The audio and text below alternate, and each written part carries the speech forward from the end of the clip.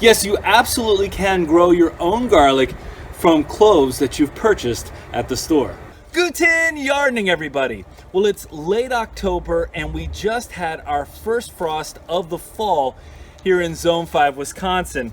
And that's really what we were waiting for to start getting our garlic in the ground. Now, I think a lot of people here in this zone have been planting over the last week, but we want to talk to you about what we're doing for our garlic this season. And specifically, I want to focus in on the fact that last year we planted some organic store-bought garlic cloves, and we only planted 7 or 8 of them, and we got some great results. So this year we're doing the same thing because it's, quite frankly, a little less expensive to do, and we're going to hope for a bigger harvest because we're going to be planting a whole lot more. Now, garlic comes in 2 different categories. You have hardneck and softneck garlic. This happens to be a softneck garlic. The hardneck garlic creates a stem that is much sturdier than what you would see from a softneck garlic.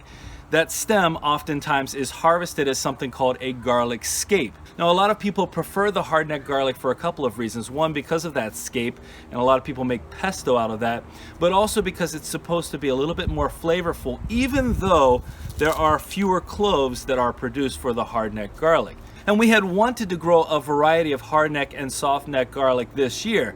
However, when we started looking at the prices of the garlic per bulb, it was a lot more than we wanted to pay. It was about $7 per bulb to go to a greenhouse, or $30 to $35 per pound at some of those places. And so we're a little bit limited in our selection because we got these from our store, but these are organic softneck garlic. Now, the softneck variety will not produce any scapes for us. However, one of the benefits of the softneck is that there are quite a few more cloves in here.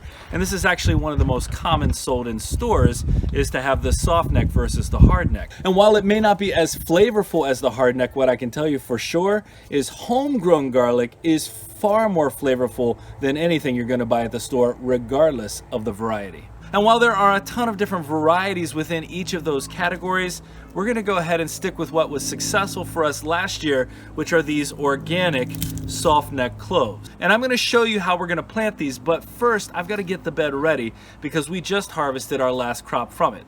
Now, the crop we had in here before this garlic was our sweet potatoes.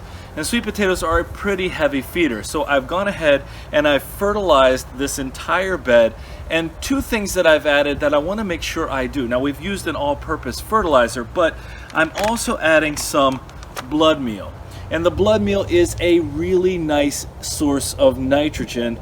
And garlic is a medium to heavy feeder on nitrogen as it grows. So this is a 12-0-0 for the NPK. So you're getting some really good nitrogen here. I've added a good amount to this. And I've also added some mycose mycorrhizal. Now, this helps with the overall makeup of the soil, or soilless mix in our case that we have here. And it really helps with root development.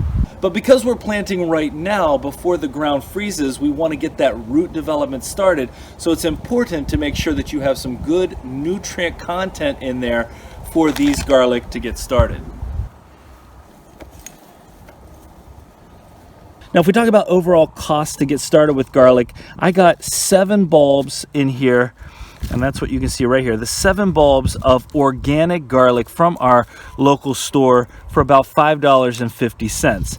If you think about that, this is 1 pound of garlic for $5.50 versus spending $30 or $35. And yes, I'm not saying that that won't necessarily be better and there be more variety, but when it comes to getting started again, I can do it a lot easier with this store-bought garlic and a lot more cost effectively. And I've pulled apart one of the bulbs here, and you can see we've got 5, 6, 7, 8, 9, 10, 11, 12, 13, 14, 15, 16 cloves in here. So that's a good bit of space. Actually, this will fill up 1 square foot of space once I show you what our spacing looks like.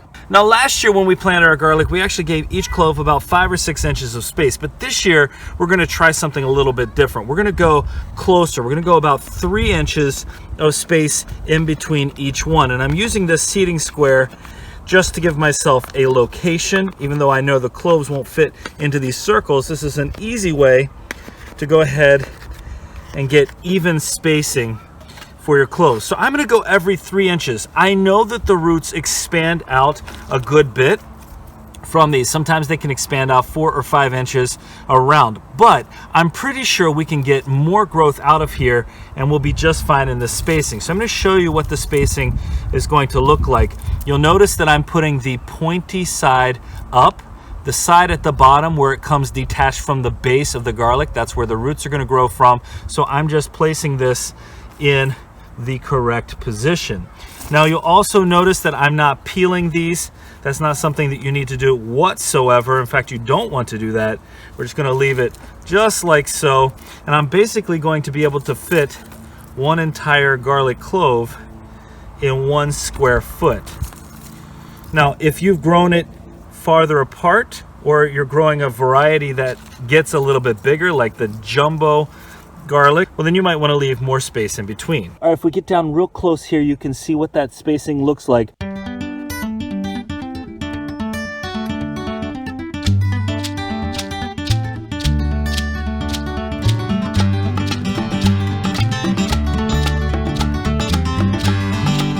All right, our planting is actually coming along quite nicely, and as I was opening up this garlic bulb here, I noticed that there's actually quite a bit of sprouting already happening. You see those nice green shoots coming up? But you don't actually have to worry about that. You can definitely still plant this garlic. So if you see that happening, it's not a major concern. This is going to go in the ground as well.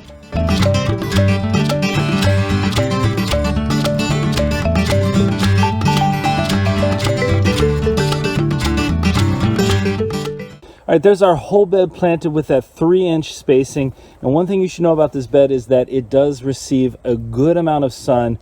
Now, full sun is something that garlic loves as long as you're not in a massively hot growing zone. So this is perfect for where we are in zone 5. All right, I've got quite a lot of garlic in here, and now I need to bury each one of these cloves about 3 inches.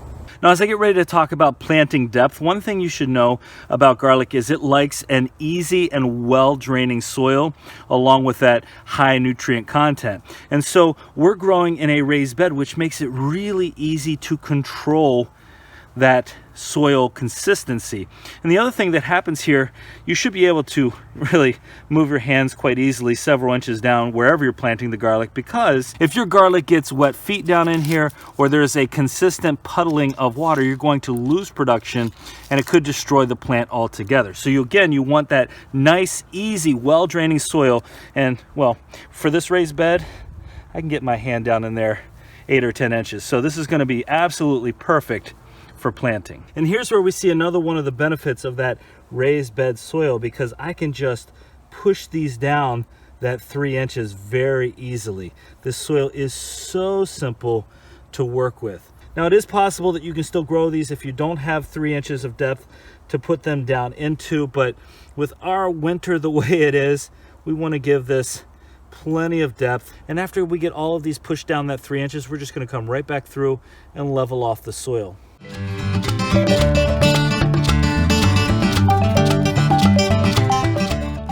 All right, we've got them all sunk down into the bed now, and I just need to get this leveled off. And then I'm going to come right back through here and I'm going to add our mulch. Now, there are several reasons why we mulch our garlic. First of all, it doesn't compete very well against weeds, and so if we can mulch over an area, although it may not be as big of an issue in a raised bed, we can help to prevent some of those weeds from coming up. Secondly, the mulching actually helps the soil protect itself from having its nutrients leached away. Now, a lot of people use straw or chopped up leaves. We're actually using spoiled hay, and we've been growing a ton in hay bales this year, and we haven't had any issues with weeds whatsoever. So we're going to end up with about 3 inches of mulch here covering our bed, and it should be really easy to spot our garlic when it starts to come up next season. Well, our weather patterns are saying colder and colder in the not too distant future, but it is possible there could be a few warmer stretches, and if that happens, you might see some of the greens shooting up through the mulch. And if you do see that, all you need to do is cover them with a little bit more mulch. They're going to be just fine. Nothing to worry about there. Now, after planting, you do want the soil around the cloves to be nice and moist. You don't want it to be wet, but a damp soil is a good idea as the growth starts, so you might want to water once a week if you're not getting any rain naturally for at least the first couple of weeks after planting. Well, I am super excited to start seeing those greens pop up early next spring, and I'm even more excited for the potential harvest that we've just put in the ground. If you enjoyed this video and found it useful, don't forget to give us a like, leave us a comment, remember to share and subscribe, and most importantly, remember, when you're with us, you are good to grow.